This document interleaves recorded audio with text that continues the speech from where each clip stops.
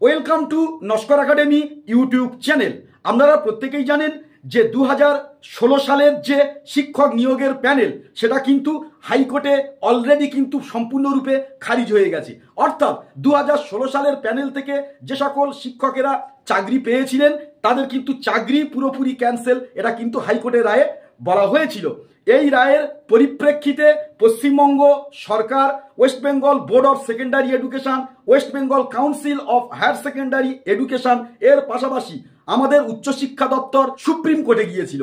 তো সুপ্রিম কোর্টে আজ কিন্তু শুনানি ছিল।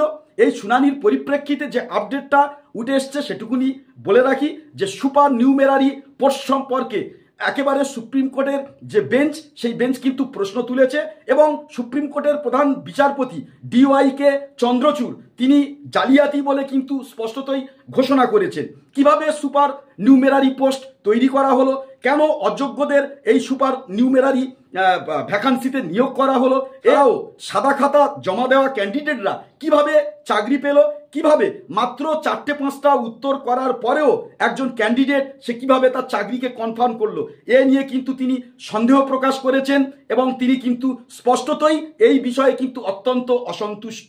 এছাড়া যোগ্য প্রার্থীরা তারা যে চাকরি পেল না এক্ষেত্রেও তিনি কিন্তু অসন্তোষ প্রকাশ করেছেন এবং DY চন্দ্রচূড় আবার পরবর্তী সোমবারে কিন্তু শুনানি ধার্য করেছেন। তো আগামী সোমবারে কি আপডেট উঠে আসে এখন দেখার। আর এটুকুনি বলে রাখি, যে সকল যোগ্য ক্যান্ডিডেট নিজের যোগ্যতায় চাকরি পেয়েছেন আপনারা কিন্তু অত্যন্ত নিশ্চিন্তে থাকবেন, কোনো চাপ কোনো টেনশন নেবেন না। হয়তো হতে পারে সামাজিক সম্মানে আঘাত আসতে পারে, তথাপি এটুকুনি যোগ্যরাই কিন্তু সবসময় যোগ্য এবং সত্যের সবসময় কিন্তু জয় হয়েছে। যে সকল যোগ্য ক্যান্ডিডেট বর্তমানে অনিশ্চয়তার মধ্যে আছেন এটুকুনি ভরসা দেওয়া যেতে পারে যে সুপ্রিম কোর্ট ওই যোগ্য ক্যান্ডিডেটদের প্রতি সুবিচার ও ন্যায় বিচার প্রতিষ্ঠিত করবে এবং আবার যোগ্য প্রার্থীরা কিন্তু সরকারি স্কুলে কিন্তু আবার পুনঃপ্রতিষ্ঠিত হবে।